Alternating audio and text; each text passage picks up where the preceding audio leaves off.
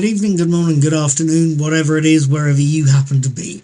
My name is Paul, I'm also called Knickknack. I do Knickknack's Old Peculiar, the world's most boring vlog, and Knickknack's Daily Teaser, the equally boring, repetitive, fun quiz. Go look it up. I will try and put connections in up there, but please search my channel and Google for the blog if I don't. I also talk about movies I've watched, and as soon as I get more of a chance, I'm going to try and watch Dune Part 2. It does sound good. I also talk about TV shows I've watched, and I try and talk about those if I think you'd be interested in what I think about a given episode, if that makes sense.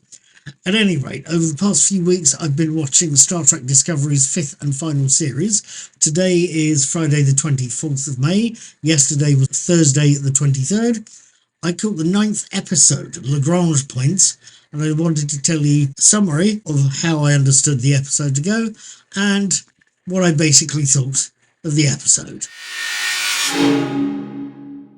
Episode 9, Lagrange Points, opens with a summary of earlier episodes, including a brief shot of the USS Discovery in the seconds after jumping away from the Breen dreadnought. The scene shifts to show us the busy interior of the Federation's headquarters, where Saru, Doug Jones, is reunited with President Tarina, Tara Roslin of Navarre, only to notice the busy patch HQ's having and the deeply worried look on his bride-to-be's face.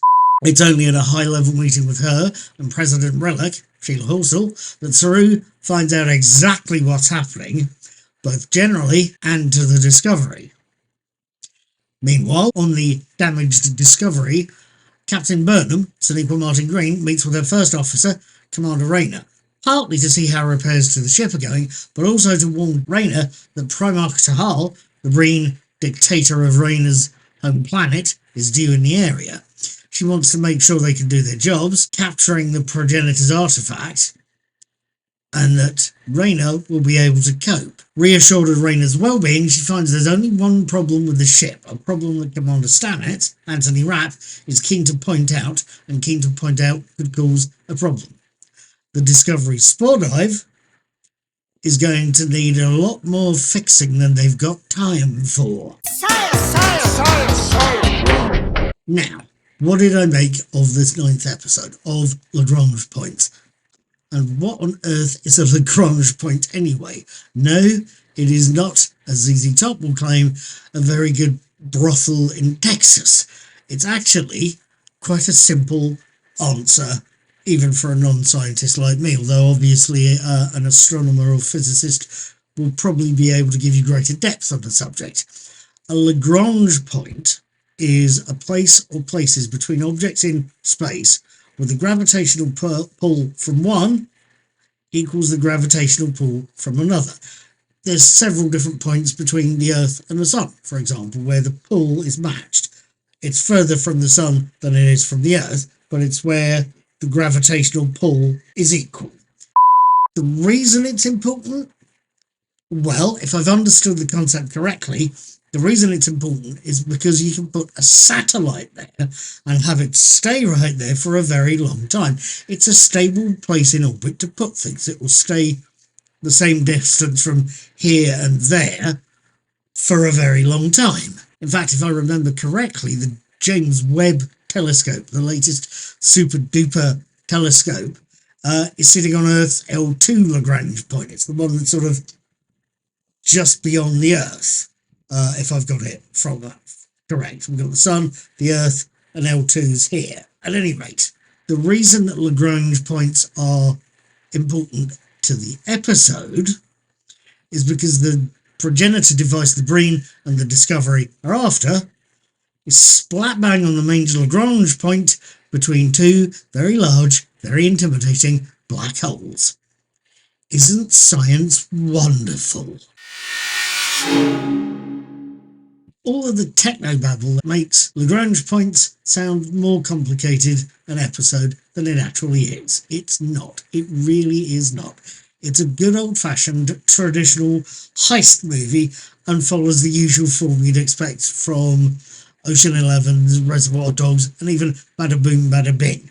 It's a traditional setup, the Breen getting their hands on something the Federation wants, It shows us the planning stage, as you'd expect, where Captain Burnham plans the job and assigns role to each of her teams. She and Book, David Ajala, are on one team. Risa Nadira, Patrick Kwok-Choon, and Blue DeBarrio are on the other.